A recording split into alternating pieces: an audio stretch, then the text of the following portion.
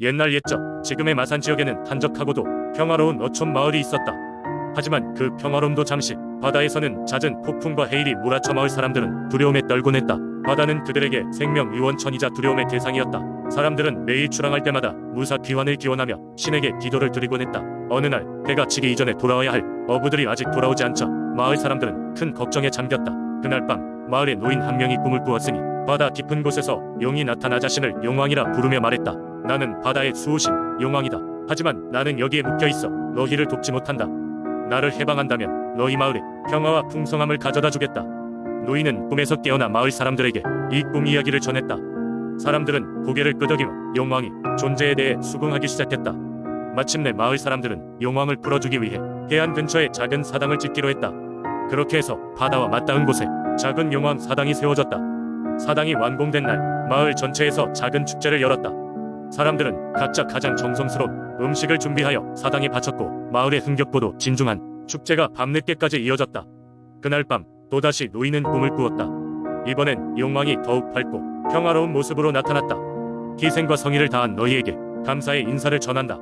이제부터 바다는 너희의 친구가 될 것이다. 언제나 이 감사를 잊지 말고 내게 기도한다면 마산은 영원히 풍요로울 것이다. 이후로 마산 마을에는 더 이상 큰 폭풍과 해일이 일어나지 않았다고 한다. 바다는 안정되었고 마을 사람들은 더욱 많은 물고기들을 낚으며 풍요로운 삶을 영위하게 되었다. 사람들은 해마다 사당을 찾았고 용왕에 대한 감사와 존경을 잊지 않았다. 지금도 가끔씩 여행객들이 그 사당을 찾아 마산 바다의 전설에 대해 듣고 가며 오래된 이야기는 아직도 사람들 사이에 전해지고 있다. 마을 사람들 사이에서 용왕은 여전히 살아있는 수호신으로서 그들의 마음속 깊이 자리 잡고 있는 것이다.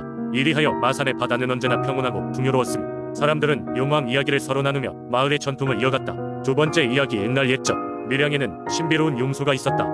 이 용소는 마을 사람들 사이에 특별한 이야기를 간직하고 있었고 마을의 수호령으로 여겨졌다. 용소는 깊은 숲속에 위치해 있었는데 그곳에 가기 위해서는 일정한 수의 시험을 통과해야 한다는 전설이 있었다. 마을 사람들은 용소를 신성시하여 함부로 접근하지 않았고 용소의 신비한 힘을 받기 위해서는 1년에 한 번씩 마을의 장로가 제사를 지냈다. 제사에는 특별한 희생 제물이 필요했는데 보통 건강한 검은 닭을 제물로 바쳤다. 그러던 어느 날 마을에 대가문이 찾아왔다. 몇 달 동안 비가 내리지 않아 농작물은 타들어갔고 논과 밭은 메말라갔다. 마을 사람들은 큰 위기에 처하게 되었고 더 이상 살아갈 힘이 없을 지경에 이르렀다. 그러자 마을의 장로는 만장일치로 용소의 힘을 빌리기로 결정했다. 하지만 아무도 용소에 무작정 다가갔다가는 함부로 접근하다 혼나기 십상이기 때문에 용소와 가장 관련이 깊다고 여겨지는 용두라는 이름을 가진 청년에게 임무를 맡기기로 했다. 용두는 용소의 전설을 들으며 자라왔기에 그에 대한 두려움과 동시에 경외심을 가지고 있었다. 그는 마을 사람들을 생각하며 용소로 향할 결심을 했다. 용소의 길을 따라가던 중 그는 첫 번째 시험으로 진심의 거울을 마주했다. 이 거울은 그의 마음속을 비춰주는 거울로서 용두는 자신의 진정한 의도를 돌아보았다. 결국 그는 자신이 단순히 마을 사람들을 돕고 싶다는 순수한 마음을 가지고 있다는 것을 깨달았다. 두 번째 시험은 용의 가르침이었다. 용의 가르침은 마을에서 전해져 내려오는 오래된 경구로 이루어졌으며 용두는 전해온 지혜를 기억해내야 했다. 그는 자신의 양심을 되새기며 경구를 조용히 외웠고 그러자 시험은 그의 발밑에서 사라졌다. 용소에 도착하자 그는 마지막 시험을 맞이했다. 그 시험은 바로 용소 자체였다. 용소의 물은 엄청나게 깊고 신비로운 빛을 발하고 있었다. 그는 연못에 자신의 무릎을 꿇고 마을을 위한 비를 내려달라고 간절히 기도했다. 그러자 용소의 물이 요동치기 시작했고 마치 하늘이 답하듯 구름이 몰려들었다. 하늘은 점차 어두워지며 천둥 번개가 치기 시작했고 곧이어 시원한 빗방울이 땅을 적시기 시작했다. 마을 사람들은 환호하였고 그들의 감사가 하늘에 닿았다. 이후로도 용소는 마을의 수호령으로 남았으며 마을 사람들은 용두의 헌신을 기억하고 존경하게 되었다. 매년 같은 시기에 마을의 새로운 용두는 용소를 순례하며 마을과 자연의 공존을 기리는 의식을 이어나갔다.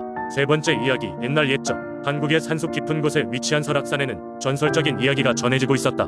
그곳에는 오래전부터 호랑이에 대한 전설이 많았는데 그 중에서도 가장 유명한 것은 신비로운 호랑이 영혼에 대한 이야기이다.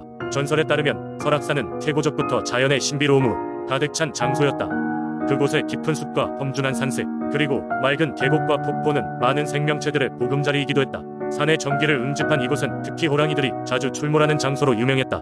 그 중에서도 유독 큰 몸집에 순백의 털을 가진 호랑이 한 마리가 있었다. 백호로 불리던 이 호랑이는 산의 수호자로서 인간들에게는 두려움의 대상이었지만 동시에 그들을 보호하는 존재였다. 마을 사람들이 위험에 처했을 때 백호가 나타나 위기에서 구해주었다는 이야기가 전해지곤 했다. 호랑이는 신비로운 존재로 여겨졌고 마을 사람들은 백호를 설악산이 신으로 숭배하며 조심스레 대했다. 그러던 어느 날 마을에 큰 난리가 나게 되었다. 마을의 청년들이 설악산에 자주 오르는 소식을 듣고 욕심 많은 사냥꾼이 다른 지방에서 찾아온 것이다. 그는 백호의 가죽과 뼈를 얻어 큰 돈을 벌 것이라는 욕망에 사로잡혀 있었다.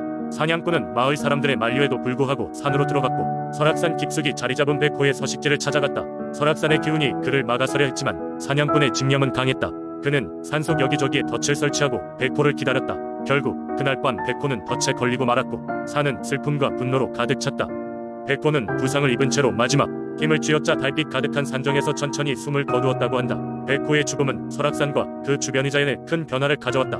백호는 죽어서도 산을 떠나지 못했고 영혼이 되어 여전히 산을 지킨다는 이야기가 전해진다. 마을 사람들은 백호의 넋을 기리며 매년 기일이 되면 설악산에 올라 제사를 지내곤 한다. 그 후로 설악산 근처에서는 이상한 일들이 자주 발생했다고 한다. 산속에서 길을 잃은 사람들이 어슴푸레한 밤하늘 아래서 순백의 호랑이를 보았다는 이야기가 심심치 않게 전해진다. 그 호랑이는 인간을 해치지 않고 안내자처럼 사람들을 안전한 길로 이끌어주곤 했다. 이와 더불어 산의 기후가 변덕스러워지면 마을 사람들은 백호 영혼의 경고로 받아들였다. 그런 날이면 마을 사람들은 잠시 손을 멈추고 백호를 기리며 산을 찾아 그에게 조용히 감사의 기도를 드렸다. 백호의 영혼은 그들에게 자연을 존중하고 함께 살아가는 법을 깨우쳐주는 지도자와 같았다. 오늘날에도 설악산을 찾는 사람들 중에는 백호의 영혼을 만났다는 이야기를 하는 이들이 있다. 그들은 자신의 경험을 통해 자연을 향한 경외감을 새로이 한다고 한다. 설악산의 신비로운 호랑이 영혼 이야기는 자연과 조화를 이루며 살아가는 삶의 중요성을 일깨워주는 메시지로서 여전히 많은 이들의 가슴 속에 살아 숨쉬고 있다. 네 번째 이야기, 옛날 옛적 전라북도 진안의 깊은 산속에는 특별한 새, 일명 천둥새라 불리는 신비로운 존재가 살고 있었습니다. 천둥새는 매번 폭풍우가 휘몰아치는 날 진안의 하늘을 날아오르며 번개를 몰고 오는 존재로 알려져 있었습니다. 그 모습은 거대한 독수리를 닮았으나 깃털은 번개처럼 눈부시고 날개는 구름을 쪼개듯 힘차고 강력하였습니다. 진안 사람들은 천둥새의 존재를 신성시하며 이를 경외의 대상으로 삼았습니다. 마을의 원로들은 젊은 세대에게 천둥새에 대한 이야기를 전하며 자연에 대한 경외와 감사를 강조하였지요. 천둥새는 단순히 불길하고 무서운 존재가 아니었습니다. 천둥새가 하늘을 가로지르면 그해 농사는 대체로 풍작이 되어 마을 사람들 모두가 풍요롭게 지낼 수 있었기 때문입니다. 어느 날 특이하게도 한기가 가득한 겨울 날씨에 폭풍우가 몰아쳤습니다. 마을의 아이들은 혹시나 천둥새를 볼 수 있을까 하여 산골짜기로 모여들었지만 이번에는 예전처럼 천둥새의 모습을 쉽게 볼 수 없었습니다. 마을의 어르신들은 이례적인 이 현상에 대해 심란해하며 회의에 들어갔습니다. 이들은 천둥새가 이른 겨울의 자취를 감춘 것이 무언가 불길한 징조라 믿으며 해결책을 찾아야 한다고 결론지었습니다. 그때 마을에는 백발의 노인이 한 분 살고 있었습니다. 그는 진안의 산과들에서 살아온 전설적인 이야기뿐이었으며 그 누구보다도 천둥새에 대한 해박한 지식을 가지고 있었습니다. 노인은 마을 사람들을 모두 소집한 자리에서 한 오래된 전설을 이야기하기 시작했습니다. 천둥새는 사실 자연의 수호자일 뿐 아니라 인간과 자연의 조화로운 관계를 감시하는 신성한 존재라는 것이었습니다. 만약 인간이 자연을 파괴하고 탐욕에 눈이 멀게 된다면 천둥새는 이 땅을 떠나버릴 것이라고 노인은 경고하였습니다. 노인의 이야기를 들은 마을 사람들은 지난 세월 동안 자신들이 자연을 얼마나 소홀히 대했는지를 스스로 반성하게 되었습니다. 그간 무분별하게 벌목을 하고 농사를 지으면서 환경을 파괴해 온 자신들을 생각하며 마음속 깊이 반성하게 되었습니다. 사람들은 노인의 충고를 받아들여 자연과 조화를 이루는 마을로 변화하기 위해 함께 노력하기로 하였습니다. 이후 마을 사람들은 산림, 재생 프로젝트를 진행하고 진안 강물의 오염을 막기 위해 수질 보호에 힘쓰기로 하였습니다. 나무는 다시 심어졌고 강에는 다시 물고기가 돌아왔습니다. 사람들은 해마다 자연을 정성스레 돌보며 천둥새가 다시 돌아오기를 간절히 기도했습니다. 수년이 지나고 다시 한번 폭풍우가 몰아치던 날 마을 사람들은 모두 나와 하늘을 올려다보았습니다. 그리고 그날 밤 하늘 사이로 번쩍이는 번개와 함께 거대한 날개지 기구름 사이로 보이기 시작했습니다. 천둥새는 드디어 그 모습을 드러냈고 그날 밤은 너무나도 평화롭습니다. 마을 사람들은 환호하며 자연과 조화를 이루며 산다는 것이 어떤 의미인지 깊이 깨닫게 되었습니다. 천둥새의 전설은 지금도 진안의 이야기 속에서 생생히 살아 있습니다. 그것은 단순한 옛날 이야기가 아니라 자연과 인간의 조화로운 공존의 필요성을 일깨워주는 교훈적 이야기였습니다. 오늘날에도 진안의 사람들은 이 이야기를 가슴에 새기며 자연을 아끼고 보호하는 마음으로 하루하루를 살아가고 있습니다.